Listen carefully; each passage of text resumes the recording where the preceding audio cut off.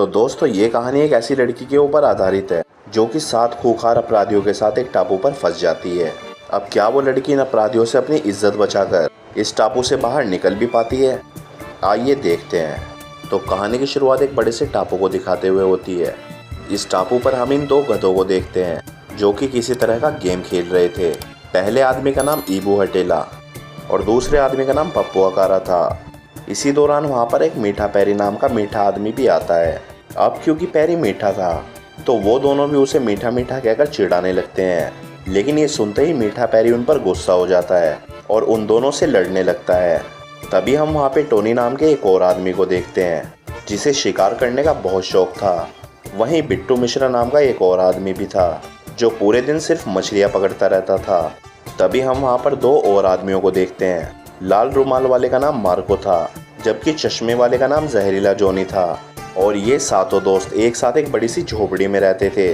आगे हमें पता चलता है कि ये सातों मुजरिम हैं। दरअसल पिछले महीने जब इनका जहाज इन्हें दूसरी जेल में ले जा रहा था तभी एक भयंकर तूफान आने की वजह से वो जहाज अपना रास्ता भटक गया और इसी मौके का फ़ायदा उठाकर ये सातों उस जहाज से भाग निकले और किसी तरह से ये सब इस टापू पर आ पहुँचे। फिर थोड़ी देर बाद इन्हें समुद्र में एक जहाज दिखाई देता है जिसको देखकर ये सभी बहुत खुश हो जाते हैं। तभी मीठा पैरी कुछ लकड़ियाँ जलाने लगता है ताकि वो जहाज इन्हें दूर से देख सके। इसी बीच मार्को जब उसे दूरबीन से देखता है तब उसे पता चलता है ये तो पुलिस का जहाज है। अब ये देखते ही उन सभी की फट जाती है और मीठा पैरी जल्दी से उन लकड़ियों को बुझा देता है। आगे मार्को के कहने पर वो सभी अपने हथियार निकाल लेते हैं और एक बड़े से पत्थर के पीछे छुपकर पुलिस के जहाज़ का मुकाबला करने के लिए तैयार हो जाते हैं। लेकिन तभी वो देखते हैं कि पुलिस का जहाज़ तो इन लोगों को नहीं देख पाता और कुछ देर बाद वो वहाँ से चला जाता है। फिर अगली सुबह उन सभी को समुद्र के किनारे एक लड़की बेहोश पड़ी मिलती है जिसको देखते ही वो सभी उसे उठाकर झोपड़ी में ले जाते हैं। फिर थोड़ी देर बाद जब उस लड़की को होश आता है तो वो अपने आसपास इतनी गंदी शक्लों वाले आदमियों को देखकर डर जाती है। उसे लग रहा था कहीं ये लोग उसे घोड़ी ना बना दे, पर तभी वे लोग इसे कहते हैं कि तुम चिंता मत करो, तुम यहाँ पर बिल्कुल सुरक्षित हो। अब वो लड़की उनकी बात मान लेती है जिसके बाद वो लोग उसे पीने के लिए नारियल पानी देते हैं और फिर खाने के लिए मछली देते हैं।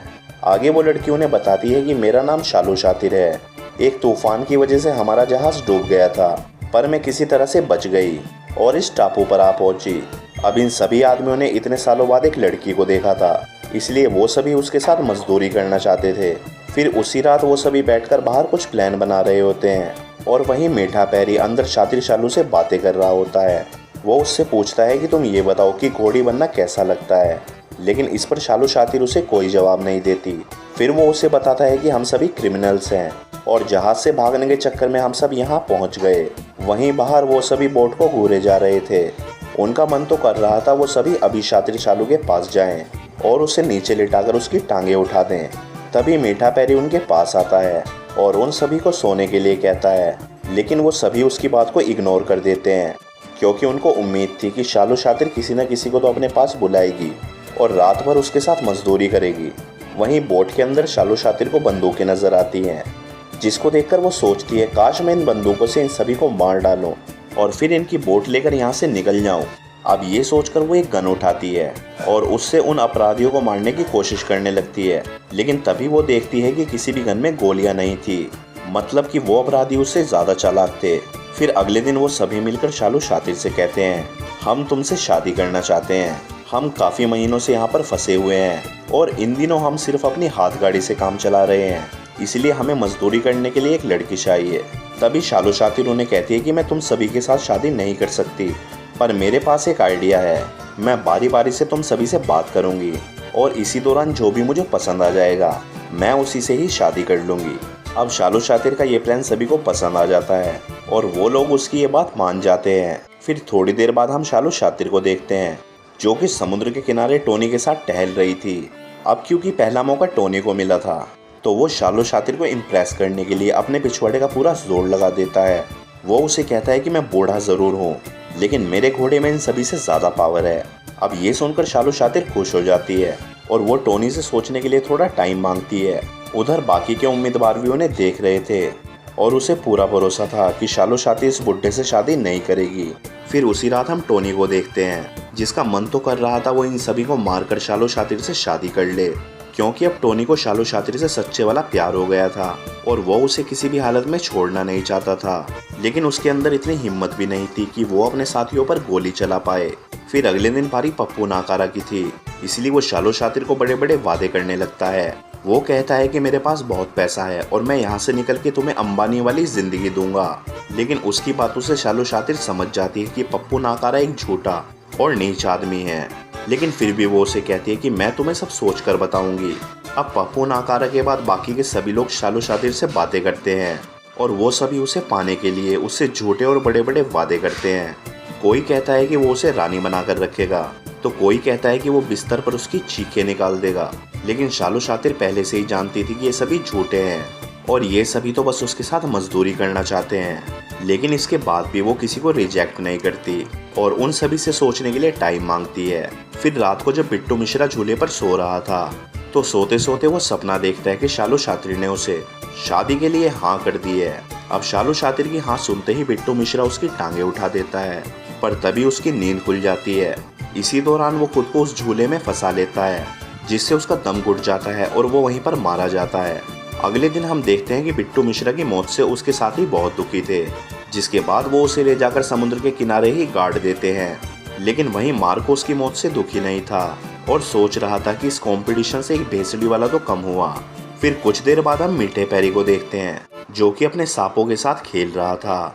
दरअसल मीठे पैरी को सांपों का शौक था और वो उनसे बातें भी करता था। उधर जहरीला जॉनी अपने चाकू की धार को तेज कर रहा था और इसी बीच उसके पास शालू शातिर आ जाती है। तभी जहरीला जॉनी उसे अपना चाकू दिखाता है, जिसको देखकर शालू शातिर की फट जाती है और वो वहां से भाग जाती है। वहीं जहरीला जॉनी भी उसके पीछे पीछे भागता है।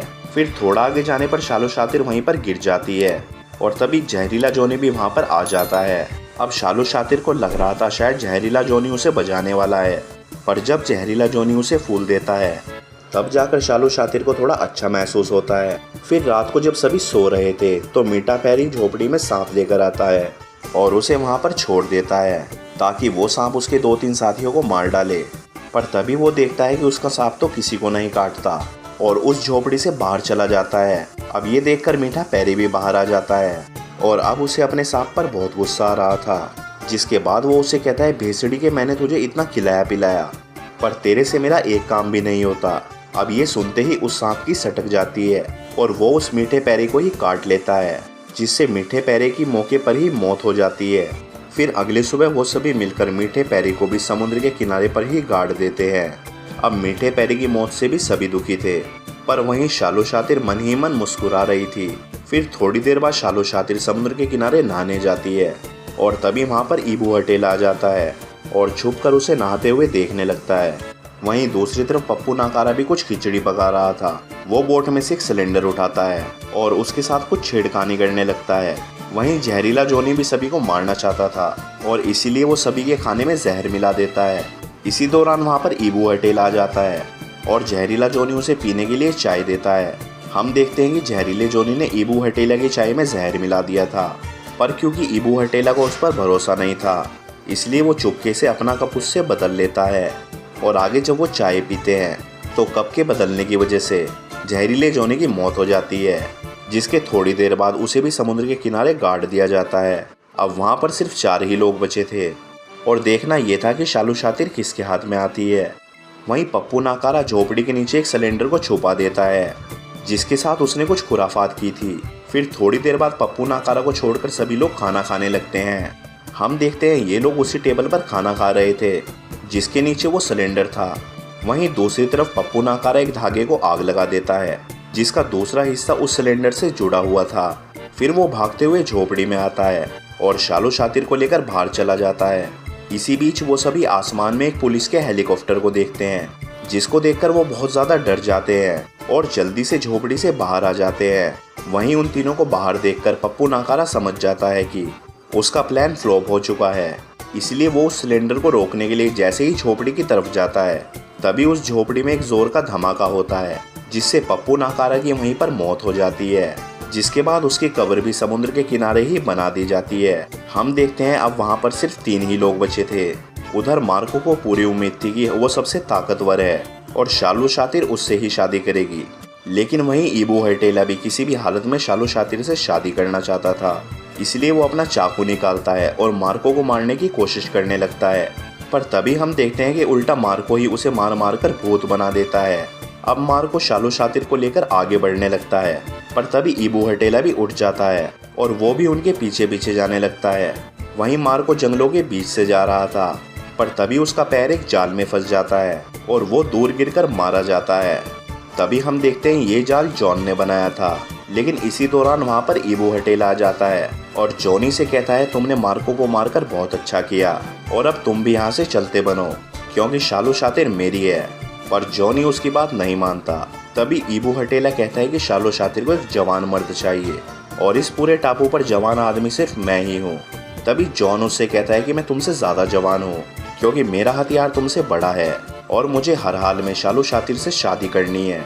अब ईबू हटेला के इतने समझाने के बाद भी जब जॉन उसकी बात नहीं मानता, तभी ईबू हटेला अपना चाकू निकालता है और उसे मार डालता है। वहीं मरते मरते जॉन भी ईबू हटेला का हथियार काट देता है, जिससे ईबू हटेला की भी तड़पते हुए मौत हो जाती है। अब इस पूरे टापू पर सिर्फ शालू शातिर ही बची थी, जो कि इन दोनों की लाशों को भी समुद्र के किनारे गाड़ देती है। इसके बाद हमें पता चलता है कि शालू शातिर एक खुफिया एजेंट थी और वो इस टापू पर जानबूझकर आई थी ताकि वो इन बदमाशों को मार सके। लेकिन वहीं शालू शातिर को खुद से कुछ करना ही नहीं पड़ा, क्योंकि वो सब चूतिए अपने ही गलतियों के कारण मारे गए। अब शालू शातिर वहाँ से निकल ही रही थी कि तभी वहाँ पर कुछ और क्रिमिनल्स आ जाते हैं और वो शालू शातिर को अपने साथ चलने के लिए कहते हैं। अब ये सुनते ही शालू शातिर की फटकर हाथ में आ जाती है।